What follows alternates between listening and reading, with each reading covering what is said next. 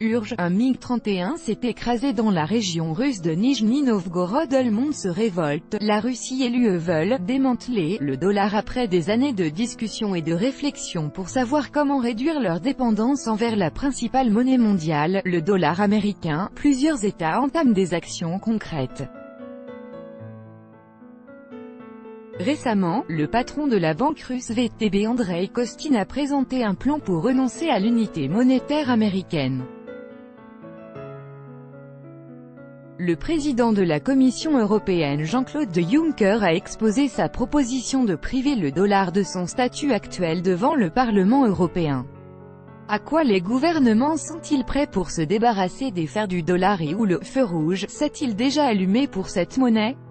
Le plan d'Andrei Kostin. Le plan du patron de la VTB prévoit l'enregistrement des plus grands holdings russes dans la juridiction nationale, le placement d'obligations européennes sur la place russe, ainsi que l'attribution de licences à tous les acteurs du marché boursier.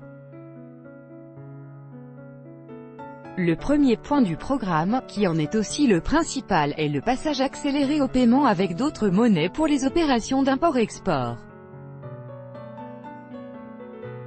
Certaines démarches ont déjà été accomplies en ce sens, des accords sur le commerce bilatéral en roubles sont ainsi en vigueur depuis 2014 avec la Chine.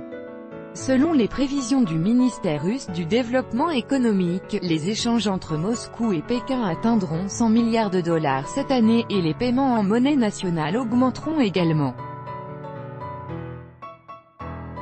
En 2017, près de 10% des paiements pour les livraisons russes vers la Chine étaient libellés en roubles, et près de 15% des importations chinoises ont été achetées en yuan par les compagnies russes. La prochaine démarche importante que la Russie est prête à entreprendre est de renoncer au dollar pour vendre son principal produit d'exportation, le pétrole. Les analystes indiquent qu'il serait possible dès à présent d'exclure la monnaie américaine des opérations avec la Chine, la Turquie et l'Iran, ce qui ne ferait que renforcer la tendance à la dédollarisation. La Chine suit la même voie. En mars, sur fond de guerre commerciale contre les USA, Pékin a porté un coup dur au dollar sur le marché mondial des hydrocarbures en lançant le commerce de contrats à terme en monnaie nationale dans le secteur pétrolier. Il s'agissait d'une mesure préventive opportune. À présent, la Chine a l'intention de payer en yuan les fournitures physiques de pétrole. Les analystes font remarquer que l'abandon du dollar est rationnel non seulement pour le paiement du pétrole, mais également dans toutes les opérations. La Russie pourrait tout à fait s'engager sur cette voie en commençant par l'Union eurasiatique. L'Europe est fatiguée du dollar. L'Europe perd également des centaines de millions d'euros à cause des guerres commerciales déclenchées par le président américain Donald Trump. Le président de la Commission européenne Jean-Claude Juncker a évoqué devant le Parlement européen la nécessité de priver le dollar de son statut de principale monnaie mondiale. Il est également suggéré de commencer ce démantèlement par les pétrodollars. Jean-Claude Juncker a déploré que l'Europe achète 80% de ses hydrocarbures en dollars. Il a également qualifié d'absurde le fait que les compagnies européennes achètent des avions européens avec des dollars et non des euros. La monnaie européenne doit devenir le visage et l'instrument d'une nouvelle Europe plus souveraine, a souligné Jean-Claude Juncker. Le rouble ou l'euro. L'accord des contractants pour investir leur monnaie dans le rouble pour s'en servir ensuite afin de payer le pétrole fourni contribuerait au renforcement de la monnaie russe.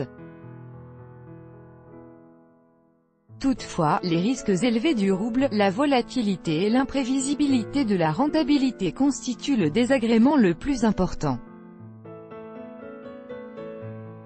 La volonté de la Russie à elle seule ne suffit pas pour commercer dans d'autres monnaies, les pays partenaires doivent également le vouloir.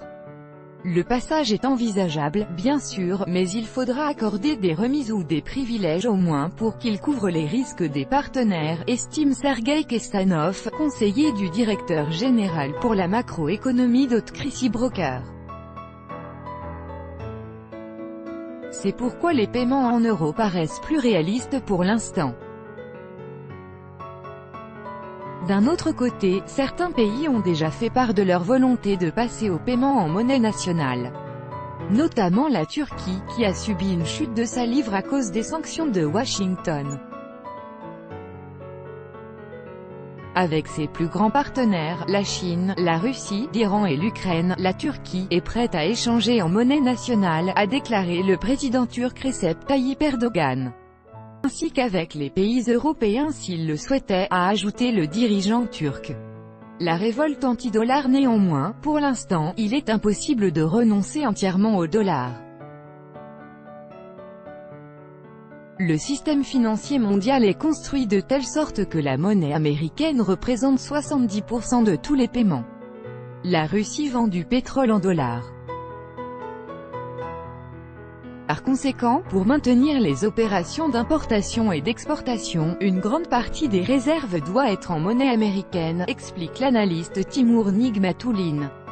L'expert économique indépendant Anton Chabanov pense que l'idée du passage au paiement en monnaie nationale est tout à fait logique, mais que le plan proposé par le patron de la VTB ressemble à l'avion des frères Wright, voire à une utopie. Le fait est que pour l'instant, l'infrastructure mondiale ne suffit pas pour mettre en œuvre cette idée.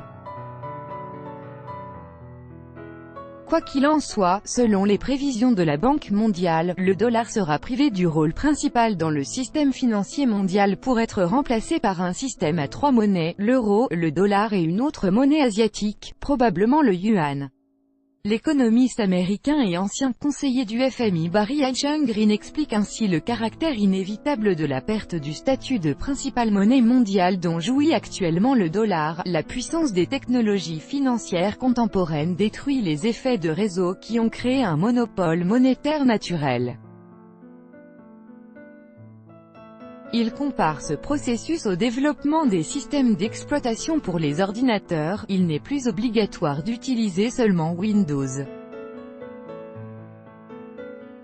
La révolte contre le dollar pourrait s'avérer bien plus puissante que ne le prédit la majorité des économistes, avertit Gal Luft, directeur exécutif de l'Institut d'analyse de la sécurité mondiale. Il a rappelé que les USA menaient actuellement une guerre économique contre une vingtaine de pays dont la somme des PIB excède 15 000 milliards de dollars. La ligne est donnée par la Russie et la Chine, qui attirent dans elle, alliance anti-dollar, de plus en plus de participants. D'après Gal Luft, le front principal où se décidera l'avenir du dollar sera le marché mondial des matières premières, notamment le marché pétrolier de 1 700 milliards de dollars.